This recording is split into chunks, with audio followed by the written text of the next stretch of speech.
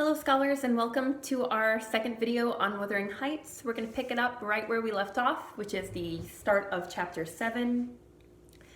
Just to kind of give us a little bit of context where we left off, Catherine, and it comes up multiple times in this book, will get injured, she gets sick. At this particular moment, it's right when she's returning to Wuthering Heights after spending 5 weeks at Thrushcross Grange. And I just want to point out some of the language that's used to describe her behavior when she comes home and the words that she uses to describe Heathcliff.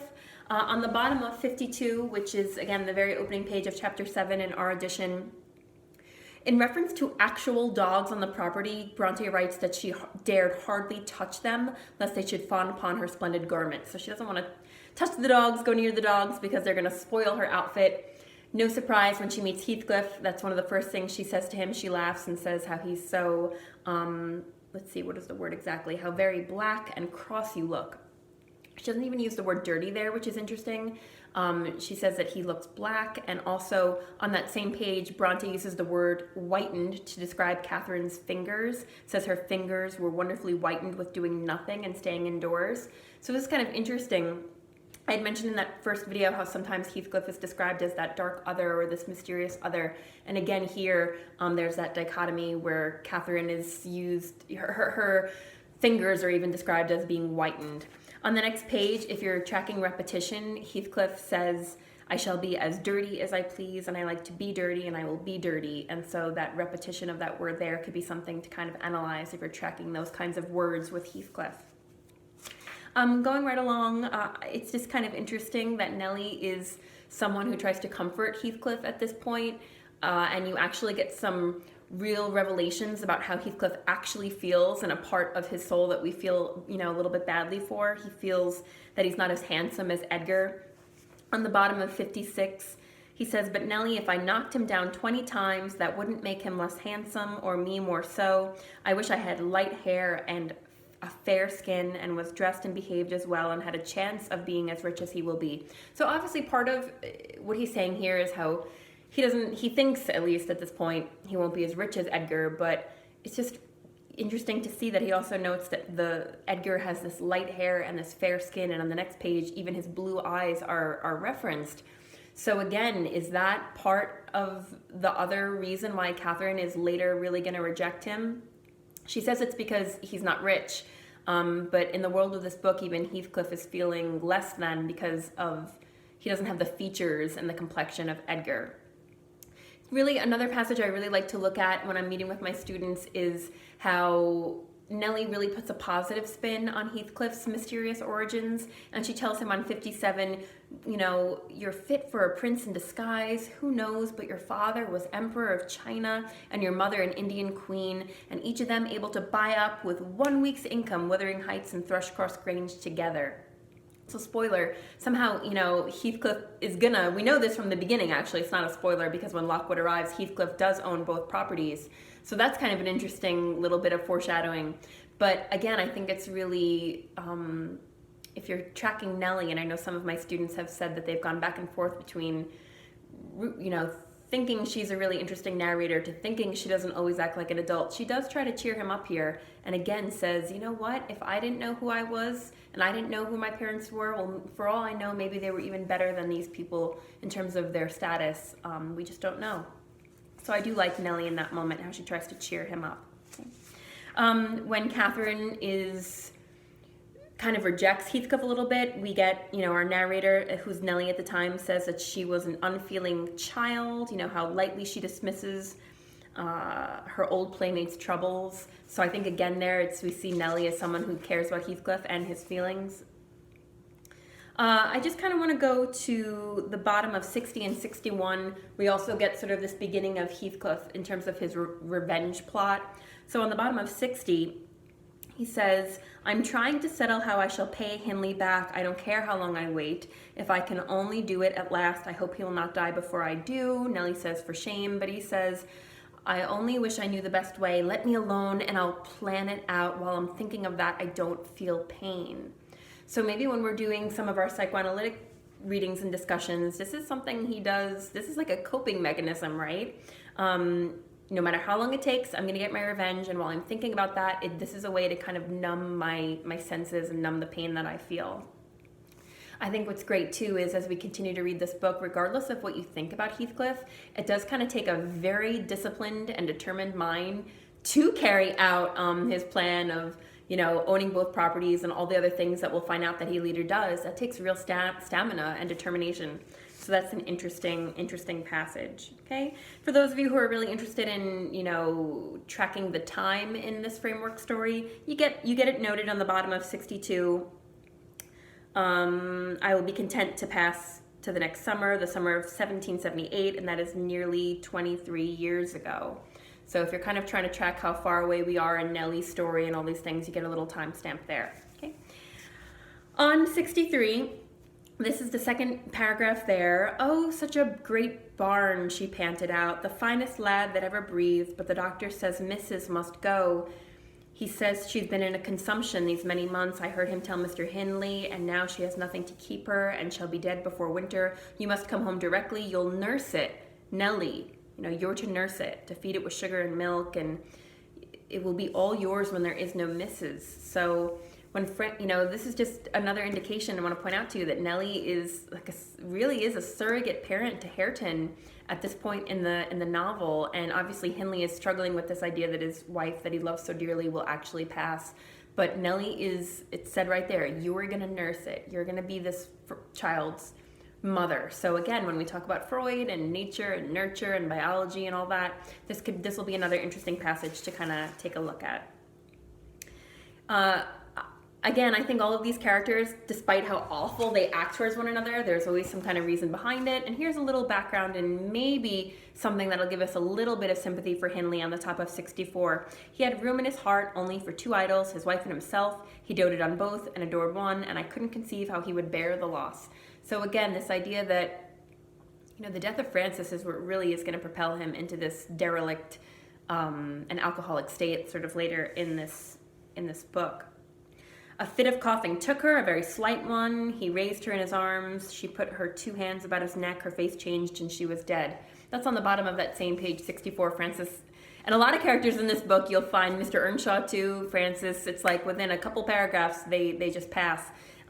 Emily Bronte mentions it. And then we move on. Again, the child Hareton fell wholly into my hands, completely goes to Nellie.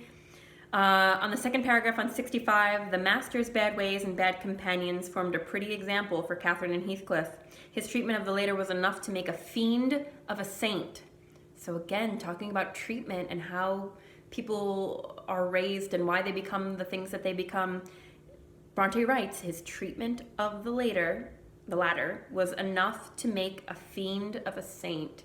So again, if a saint could become a fiend, she's saying Hindley was pretty darn cruel and really, really harsh and hard to poor Heathcliff. "Mr. Edgar seldom mustered courage to visit Wuthering Heights openly." Oh, goodness. So another passage when I'm always studying this book with my students that I always like to point out, in fact, when they're getting a reading quiz, this was almost always on there, and that's what's up with the little schedule or calendar that Heathcliff is keeping on 68 to 69. So she's been spending a lot of time with the Lintons, and he says, "The crosses are for the evenings you have spent with the Lintons, the dots for those spent with me. Do you see, I've marked every day."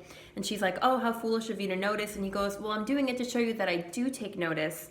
And in talking about Catherine as a cruel character and how she can be very unkind to Heathcliff, even though she loves him so, on 69 she says, "Well, you're no company." She says, "It's no company at all when people know nothing and say nothing." So again, he comes to her bravely to say, "Hey, look, I'm keeping track of how often you spend with me and how often you spend with the Lintons, and you're spending much more time with them." And she says, "Well, you're no company. You know nothing and say nothing." And I just feel like that pit in my heart when I read that. So, again, I know, as you continue in the book and you start to see Heathcliff do and say some terrible things, just remember these moments. Okay.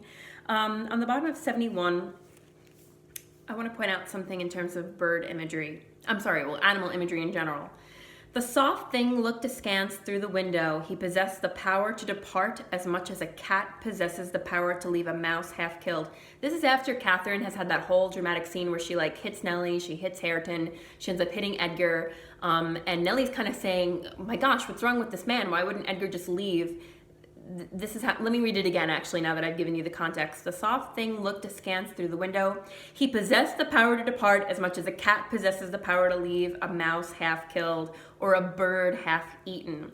So again, this predatory prey relationship with Catherine and Edgar. And Nellie, the narrator, says, I thought there will be no saving him. He's doomed. And he flies to his fate. Again, so just kind of interesting how here he's the prey to Catherine. On the next page, you also get this really, if it wasn't clear the state that Hindley's entered, Nellie's now going around like taking the bullets out of his gun, and later there's that whole bizarre moment where she almost, he's kind of got a knife. But yeah, so he's really falling apart. It's interesting at the beginning of chapter 9, the language of Hareton, or the language that like Hindley uses to describe his son, or that the narrator or that Bronte uses to describe Hareton, not that dissimilar to the language used to portray Heathcliff. So on the bottom of 73, Hindley calls his own child an unnatural cub, come hither. So again, it's not exactly a dog, but sort of like this little bear cub, like again, like an animalistic, like non-human description of Hareton. Maybe it's Hindley who's always, making everyone feel this way, right? He even says, he's such a monster on the next page. And this is him talking about his own child on 73, right? If you want a little background on also how does Heathcliff end up back in the picture, it's because Hindley is not only drinking, but he's gambling. You see that on the bottom of 74. He lost in a bargain £5,000. He needs to kind of remedy this mistake. So he needs the money. So Heathcliff has gone off on whatever it is that he made his money, and is then going to be able to kind of use that to his advantage when Hindley needs that money. Heathcliff even says on 75, it's a pity he can't just drink himself to death, meaning Hindley. Let's see. When Catherine has this, I think another really key moment in these chapters is when Catherine comes to Nellie and says, Edgar has proposed. Do you think I should marry him? Have I made the right decision? What do I do? And it definitely emerges in that conversation about Edgar being rich and how it would degrade her to marry Heathcliff, something I mentioned before. So I want to read on the top of 79. Nellie says, you will escape from a disorderly, comfortless home into a wealthy, respectable one, and you love Edgar, and Edgar loves you, so all seems smooth and easy, right? So where's the obstacle? And Catherine says, here and here, striking one hand on her forehead and the other on her breast. In whichever place the soul lives, in my soul and in my heart, I'm convinced I'm wrong. And you get, if you want the romantic, not just romantic with a capital R, but that little R, this is that whole moment where she's like, Heathcliff and I are one, and he is the rocks, and my love for him is this foundation, very opposite to how she actually feels about Edgar.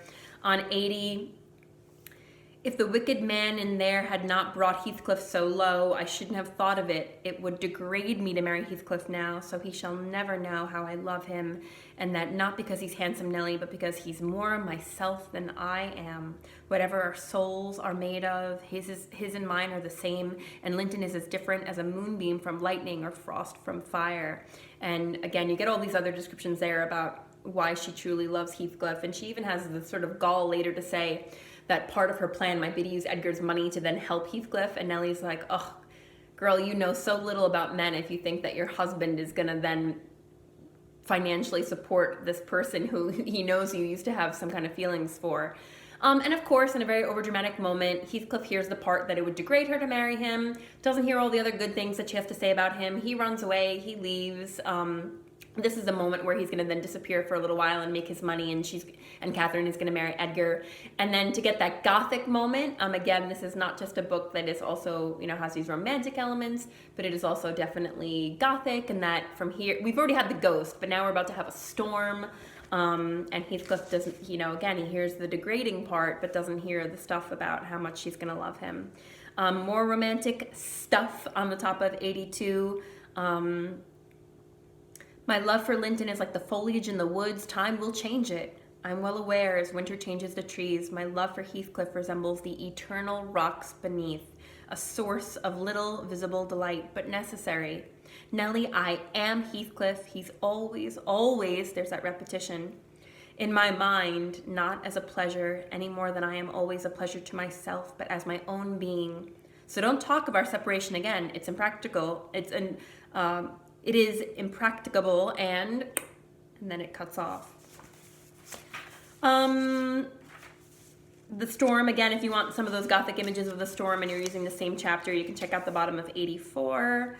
It's just kind of interesting how, again, if I've mentioned this before, Catherine is always injured or sick or starving herself or all these terrible things. And when, Catherine kind of runs out into this storm in a true Catherine overdramatic fashion, Hindley goes, I suppose that's the reason she would not go to bed. Damn it, I don't want to be troubled with more sickness here. And I just feel like that is that one moment where Hindley actually does say what we're thinking. Like, come on, Catherine, like, stop going out in the rain. Stop starving yourself. Like, we are done with this. But nope, she's going to do that. On 88, another passage, I have it starred twice and circled. This is, again, this is like the right middle of 88. Though I cannot say I made a gentle nurse, and Joseph and the master were no better, and though our patient was as wearisome and headstrong as a patient could be, she weathered it through. Old Mrs. Linton paid us several visits, to be sure, and set things to right, and scolded and ordered us all. And when Catherine was convalescent, she insisted on conveying her to Thrushcross Grange, for which deliverance we were very grateful. But the poor dame had reason to repent of her kindness. She and her husband both took the fever and died within a few days of each other.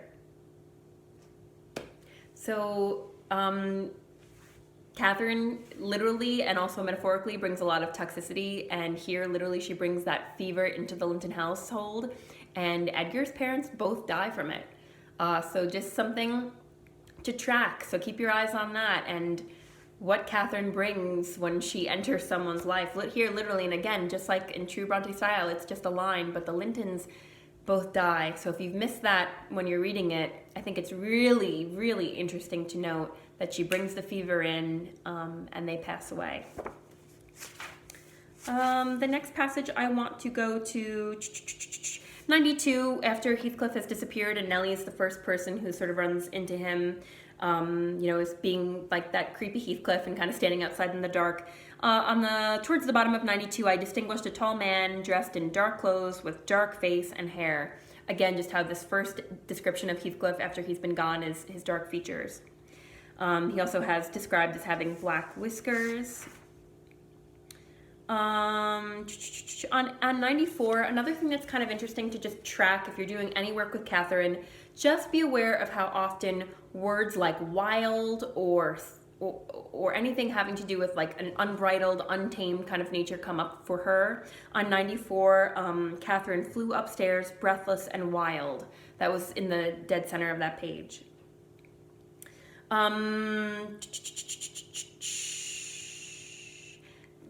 Interesting moment with Edgar on the top of 95. She was about to dart off again, but Edgar arrested her. You bid him step up, he said, addressing me, and Catherine, try to be glad without being absurd. The whole household need not witness the sight of your welcoming a runaway servant as a brother. So, ouch, he also, like Hindley, does not recognize in any way Mr. Earnshaw's true intentions for Heathcliff and calls him a runaway servant. Okay. One of the things that my students have kind of pointed out that I just would want to show anyone who missed this exactly where it is on 96, Heathcliff mentions how his original plan was quite dark. So he says, I meditated this plan, dead center of 96, just to have one glimpse of your face, a stare of surprise perhaps and pretended pleasure, afterwards settle my score with Hindley, and then prevent the law by doing execution on myself. Your welcome has put these ideas out of my mind. So he was in such a dark place, he was going to just get his revenge on Hindley and then take his own life, but now seeing Catherine and everything has changed. On the other side of the page, on 97, He always contrives to be sick at the least cross. I gave a few sentences of commendation to Heathcliff, and he, either for a headache or a pang of envy, began to cry. So I got up and left him. What use is praising Heathcliff to him, I answered. As lads, they had an aversion to each other. Just interesting, not only that Edgar is described here as crying, if you're doing anything with feminist readings of the text in terms of like gender roles or gender reversals. And Nellie has not forgotten anything, and that is something I do like about Nellie, even though she drives me crazy. She says, Catherine, don't you remember they hated each other when they were younger, probably over her, right? And so she says it's human nature, and I think that that's really just gets to the heart of it. You know, maybe Edgar never forgot what Isabella said to him the first time she met him. I doubt Edgar forgot that there was some beef when they were younger, etc., etc. And if you're doing anything with names on the bottom of 97, it's really interesting that Nellie uses Mrs. Linton to describe Catherine here on this page. Maybe she's reminding her, hey, you are married and you are, you're Linton's wife. So it's interesting if you're tracking that. On the bottom of 98 to 99, he means to offer liberal payment for permission to lodge at the Heights. There's that idea that this is why Heathcliff is back. He's going to be paying Hindley a lot of money. Just this idea of degradation again on 100. Her brother, who loved her tenderly, was appalled at this fantastic preference, leaving aside the degradation of an alliance with a nameless man and the possible fact that his property, in default of male heirs, might pass into such a power. This is the idea that now we're talking about Edgar's concerns for his sister, who's developed some kind of crush on Heathcliff, that he is nameless. It would be it would degrade her.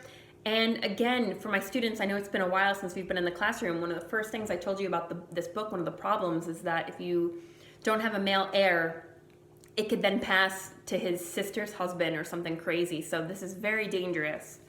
There's this whole idea of creatures and dogs and cat fighting. And if you're tracking animal imagery, just all the stuff and the fighting between Catherine and Isabella in that moment. They talk about almost like tiger claws and cat's claws, and she's literally called a dog in the manger. Heathcliff is a wolfish man. So just at the end of this chapter, all this stuff between Catherine and Heathcliff and Isabella, it's just rich with animal imagery if you want to examine that. So the last thing that I would want to point out, Heathcliff is also very aware that Isabella is Edgar's, she's the heir unless Catherine and Edgar have a male child. On 106, she's her brother's heir, is she not? He asked after a brief silence. Okay, so he's very much aware of this. And on the top of 107, Nellie thinks, this idea that my heart invariably clung, it stood with the masters in preference to Catherine's side. With reason I imagined, for he was kind and trustful and honorable, and she could not be called the opposite. Yet she seemed to allow herself such wide latitude that I had little faith in her principles. So Nellie's saying, you know what, Mr. Linton, Edgar Linton, he is kind, he's trustful, I'm on his side in all this. And not that it matters, I think all the characters are really interesting, but I do say keep your eye on Edgar Linton because he is really, maybe he's going to be the person that we are rooting for in this book where that's not always so clear. So, for those of you, that leads us up to the end of, is that chapter 10? I believe we just wrapped up chapter 10. Let me just check the Roman numeral really quickly. Yep. So we're going to stop here, and I hope that helps shed some light about what we would talk about or what I would want to point out to you if we were in the classroom together.